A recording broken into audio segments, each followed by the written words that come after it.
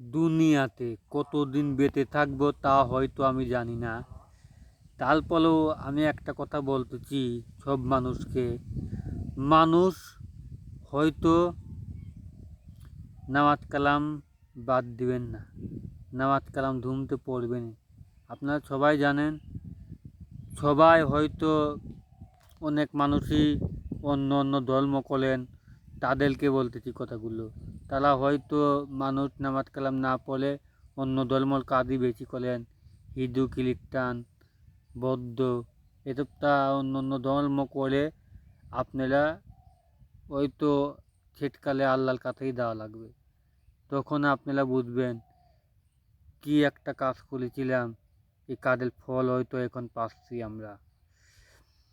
এই জন্য অন্য অন্য ধর্ম কাজ না করলে আপনি ইসলাম ধর্ম পালন করবেন। অনেক মানুষ তো হিন্দু মানুষ করলে ইসলাম ধর্ম আয়েছে জেনে শুনে, কারণ সবাই জানে ইসলাম ধর্ম এটাই হলে সত্যিকালের ধর্ম, এটা হলে ইসলাম ধর্ম।